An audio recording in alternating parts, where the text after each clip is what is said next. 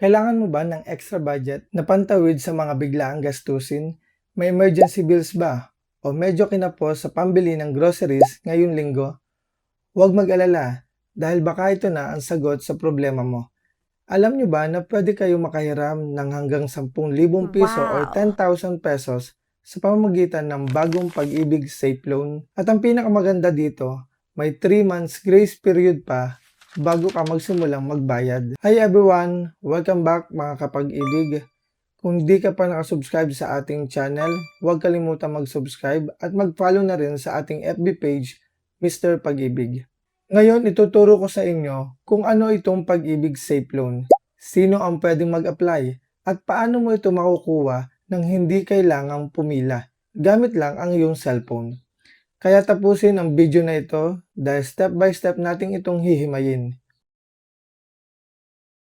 Unang-una, ano nga ba ang Pag-ibig Safe Loan?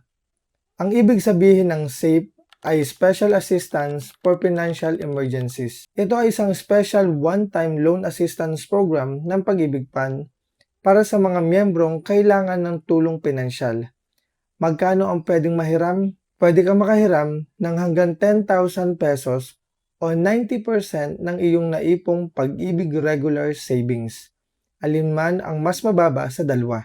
At hindi mo kailangang mabigat ang loob sa pagbabayad dahil ang interest rate nito ay nasa 5.5% lamang kada taon. Sobrang baba, di ba?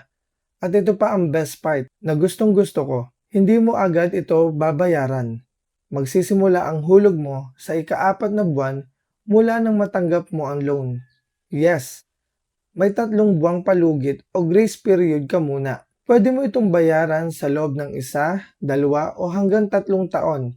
Depende sa gusto mo. Sino naman ang pwede mag-apply?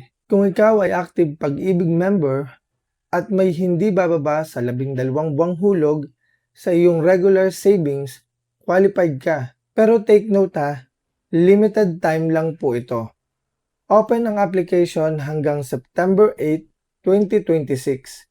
Kaya habang maaga pa, i-grab na natin ang pagkakataong ito. So paano mag-apply? May 2 option. Pwede sa Pag-ibig branch or offices pero mas mabilis at hassle-free kung online. Tuturo ko sa iyo ang option 1, ang pag-apply online via virtual Pag-ibig. Sundin lamang ang 5 step na to. Step 1, Identity Verification. Mag-login sa virtual Pag-ibig at i-verify ang identity gamit ang iyong Pag-ibig MID number. Step 2, Loan Application Details. Ibigay ang hinihinging loan details at ang iyong active contact information. Dito mo rin pipiliin ang loan term na gusto mo. Step 3, OTP Verification. May papadala silang one-time PIN o OTP sa iyong registered mobile number. Ilalagay lamang ito sa screen para ma-verify. Step 4, Disbursement Card. I-input ang details kung saan gusto mong i-deposit ang loan proceeds. Pwede mong gamitin ang iyong Pag-ibig Loyalty Card Plus. At Step 5, Supporting Documents.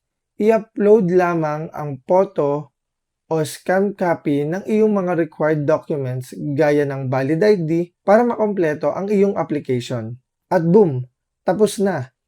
Kapag naaprubahan ang iyong application, maghihintay na lamang ng SMS notification at makikredit na ang pera sa iyong account. Kung mas prefer mo naman ang option 2, pwede kang pumunta sa alinmang Pag-ibig branch or offices, mag-submit lamang ng accomplished Safe Loan Application Form at photocopy ng valid ID. Kung may uutusan ka, siguraduhin may authorization letter na may pirma mo at photocopy ng ID ng iyong representative. Napakadali lang, di ba? Kaya kung kailangan mo ng pandagdag budget para sa mga bills o groceries, itry mo na ang Pag-ibig Safe Loan bago mag-September 8, 2026. Kung nakatulong sa iyo ang video na ito, please hit the like button at i-share mo na din sa mga kaibigan o kapamilya mo. May katanungan ka ba tungkol sa Safe Loan? I-comment mo lang sa baba at itatry natin sagutin yan. Maraming salamat po mga kapag-ibig.